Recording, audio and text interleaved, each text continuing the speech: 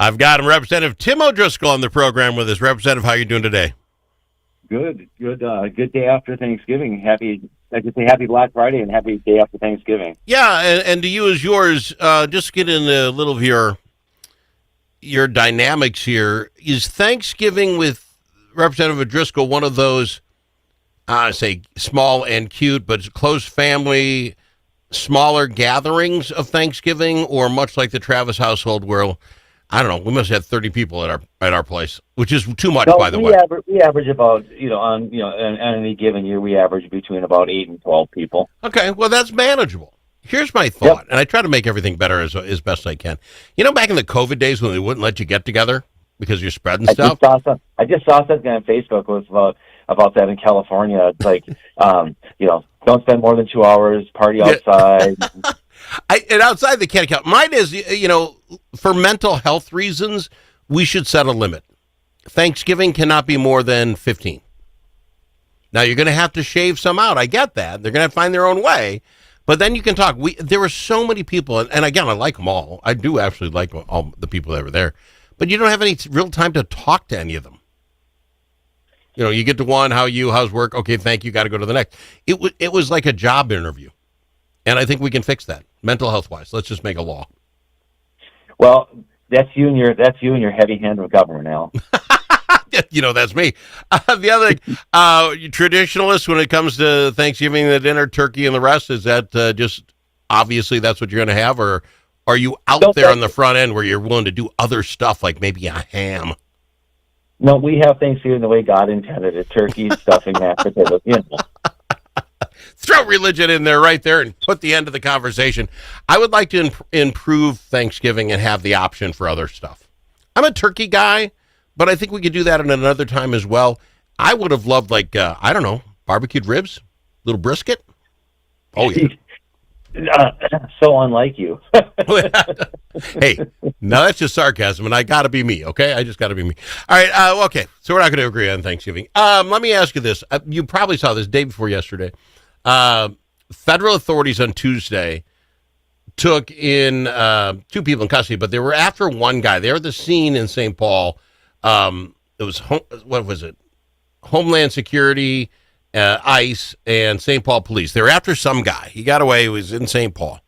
So the ICE guys, the Homeland Security, call and say, we're after this guy, and the St. Paul Police showed up with tear guns and rubbery bullets and all that to protect the ICE guys when they're doing their thing. If you watch the video, a lot, I'm guessing 60, maybe somebody on the video said there were 100 people there. I'm going to say 60, and then the other 40 were probably police officers. And then if you watch, tear gas is going off, the rubber bullets are flying, the crowd's throwing rocks at the ICE people and the St. Paul Police Department. 2 get arrested. 2 representatives were there. I don't got to have their names off the top of my head. I got it here somewhere. Hollins, Representative Hollins and Representative Kolowski were evidently there. They got some tear gas on them. And when I watched this story, sir, and this is where I'm going with this, and I want to throw it at you, I'm really quite concerned. You take that plus the Washington shooting of the 2 guardsmen in Washington, D.C. I don't know when or how quickly we got it, what's been within a year. We got to a point that we mistrust everyone in law enforcement, that if we see them at the house next door, we're going to run over there and we're going to start throwing rocks. We're going to get in a fight with the police. You know what I'm saying? I guess my first reaction was, I wonder who that is in there and what he did. But right now, that's not the first thought of some people. Are we going too far down the line we can't get back from? This seems really tough. It's troubling times, without question. Yeah. It's troubling, and I'll tell you why. Yeah, for the reasons you outlined, but also from the standpoint, if this is a view of how a group of people think that laws should be enforced for what they think is important, whether it is persons following the law or not, as far as a perpetrator and then law enforcement being involved in this. What happens if on the other side they say, well, gosh, we want to have this group of people, and they equally have violated the law, and somebody else goes, no, we're just going to throw rocks and bricks because we don't buy that. That is just a breakdown of Western civilization. That's what I'm saying. It may seem like a small step, but when that many people are willing to pick up rocks and stones and throw them at law enforcement, now, I'm not saying there aren't bad law enforcement in the world, and maybe you just hate all ICE agents, which is, again, really hard for me to swallow. But the St. Paul police were there. These are the people who try to protect us each and every day in St. Paul. And you took the other side, the guy who was locked up in the house until they caught him. I don't see how you fall that way. It doesn't seem natural to me. But if that's where we're at, sir, what turns it around? 3 more years, get somebody else in the White House, and then we can believe in police forces again? I think we've really gone a long ways. The wrong way, off a cliff. And this isn't just an overnight development in St. Paul. Yep. You're simply citing an event that has happened.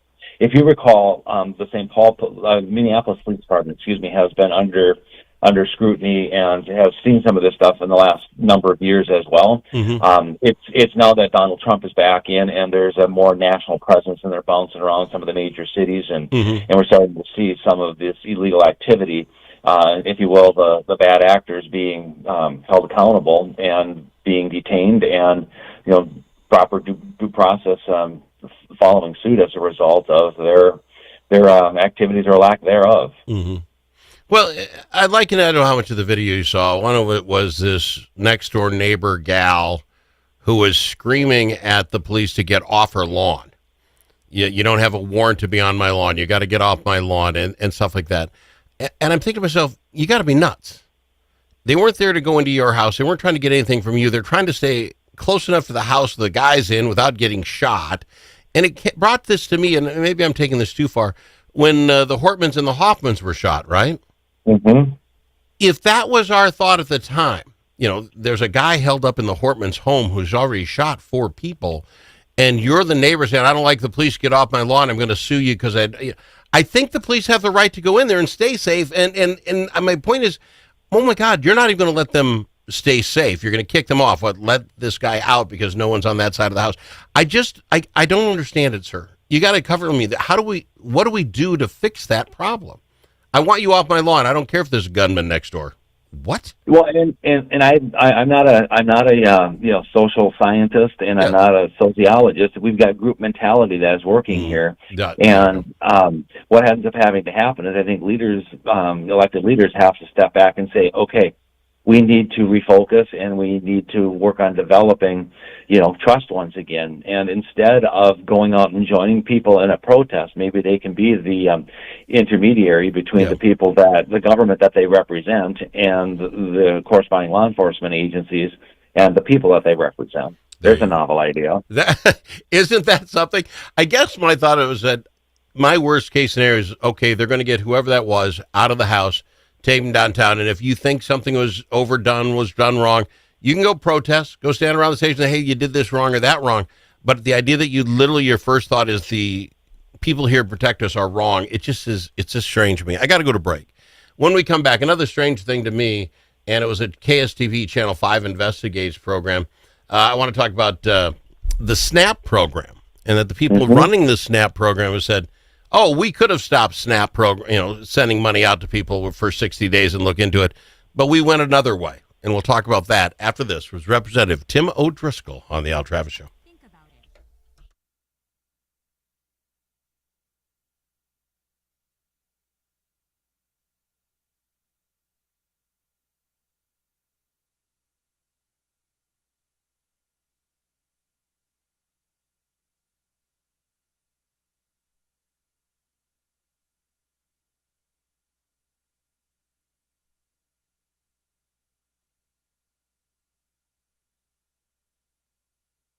Tired of one-sided media and divisive noise drowning out your conservative values? Take back the conversation with Braver Angels. Join a grassroots movement to restore civility and find common ground without compromising your principles. As a conservative, your voice matters. Share your perspective on issues like immigration and public health in Red Blue workshops and help rebuild trust in our great nation. Be a leader in depolarizing America. Sign up for free at mn.braverangels.org. Braver Angels, where conservatives, liberals, and independents unite for a stronger republic.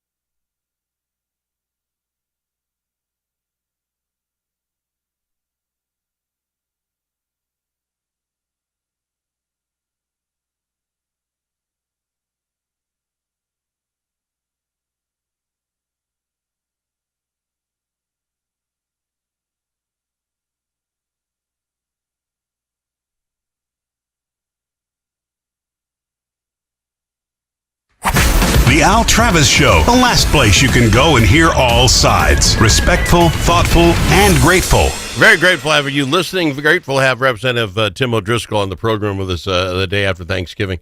Representative, this is an interesting conversation because we discussed it at my dinner table yesterday with the small group that I was at our table.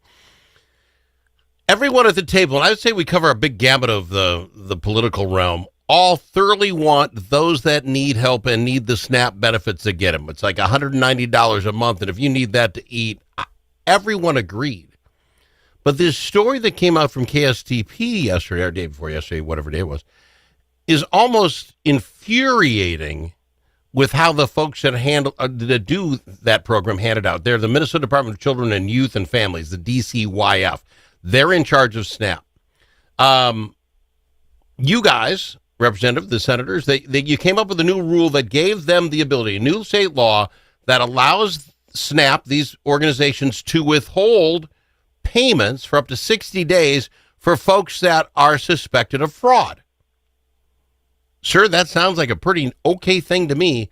The folks that run that department said, a spokesman said, rather than simply withholding payments for 60 days, the department has decided it's going to comply with another state law, the old one, that will disqualify you from SNAP payments should you be found guilty. Sir, we suspect someone of fraud. We will just keep giving it to them until what? How long does it take to actually get found guilty, to go to trial and be told no? That makes no sense, sir. This is people not guarding Al's money. No, and Tim's money as well. What the legislature can do is the legislature can pass the laws, and it is the executive branch under the Tim Walz, the chief elected executive officer, and then his agencies that he oversees. They're the enforcement on here. And if you've been giving out money where you suspect fraud, and then, gosh darn it, there was fraud, right? And now it's a year, 18 months later, how do you recover that money? It seems to me that you have someone who's willing to cooperate once you tell them, hey, you know what? Your benefits could be compromised unless we get the following documentation from you. You would think that the documentation would be forthcoming, right? And if there is no fraud, it clears itself up pretty quickly, I would think. But if there is fraud, well, then the whole idea of not giving you the money was the reason we asked about the fraud.